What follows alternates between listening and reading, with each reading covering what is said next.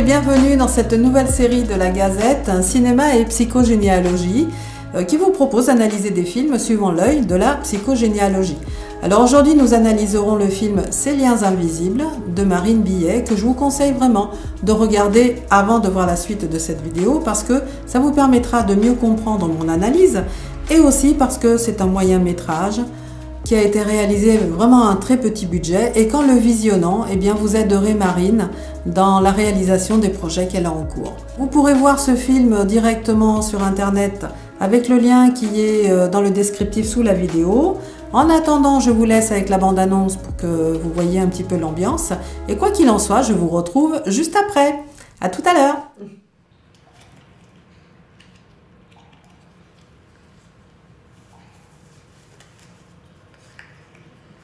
Aussi loin que je me souvienne,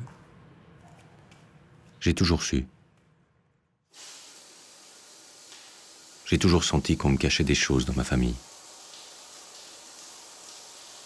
Je subis quelque chose que j'ignore. Et je sens que ça ne m'appartient pas.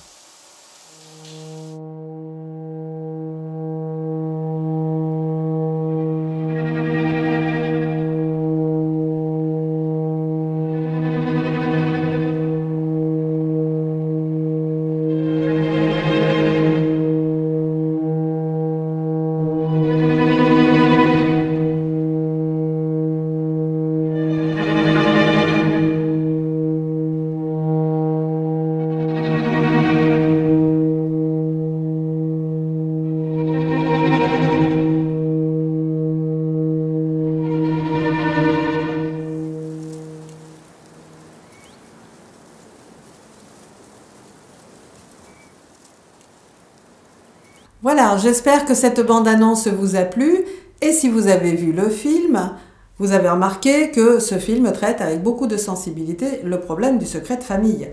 En effet, nous suivons l'histoire de 3 personnages aux problématiques différentes. Le premier personnage est un homme très angoissé, à l'idée d'être père dans quelques mois. Le second personnage est une femme qui n'arrive pas à avoir d'enfant alors que médicalement tout est normal. Le troisième personnage est aussi une femme qui est métisse alors que sa famille est blonde aux yeux bleus. Elle interroge les personnes de sa famille, mais malaise. Les 3 personnages ont un besoin vital de découvrir ce qui se cache, de façon à reprendre leur destin en main. En fait, c'est ça. Pour l'homme angoissé à l'idée d'être père, bon, nous avons déjà traité cette thématique dans la série Être père, qui dévoile les mémoires générant cette peur pour la descendance masculine. Pour le deuxième personnage aussi, mais dans la série Pouvoir être mère, qui révèle les secrets de famille qui empêchent d'avoir un enfant malgré des analyses médicales positives.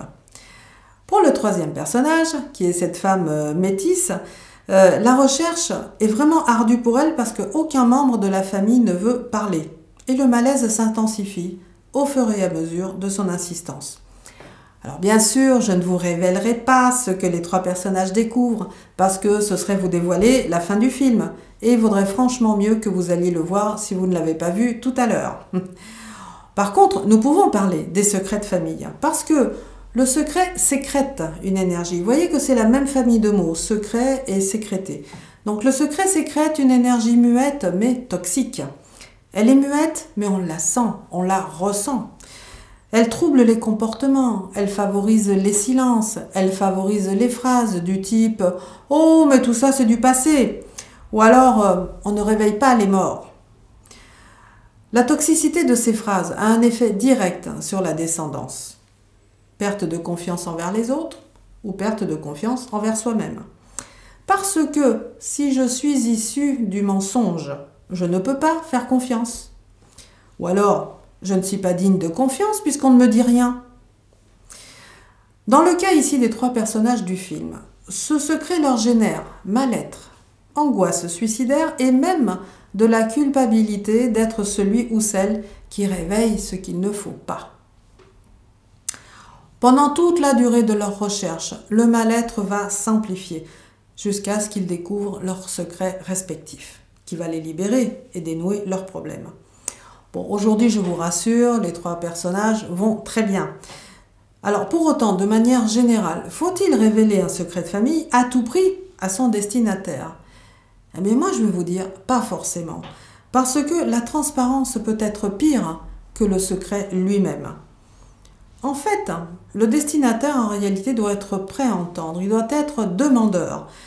Et c'est ce qu'ils font, ces trois personnages, justement. Ils partent directement en recherche de leur propre histoire. Et ils sont donc prêts à entendre, mais parce que c'est leur volonté. Et ce film suit les personnages dans leur recherche familiale, et nous voyons bien les silences opaques, les fermetures qui se créent en face. Ces fins de non-recevoir sont douloureuses, certes, mais leur détresse est supérieure à ce qu'ils risquent d'entendre, et ils continuent. Alors à la fin, bien sûr, on comprend parfaitement le lien entre le secret qui a été dévoilé et leur problématique de vie. Alors, je ne peux que vous encourager à visionner ce film, si vous ne l'avez pas déjà fait tout à l'heure, sur Internet, parce que vous pouvez le voir directement, encore une fois. Vous verrez le lien sous le descriptif, dans le descriptif sous la vidéo. Je vais y arriver, excusez-moi. Alors, je vous encourage aussi de manière générale, à dire le plus possible ce que vous savez sur votre famille, mais aussi sur votre histoire de vous, personnelle, si on vous pose la bonne question, bien sûr.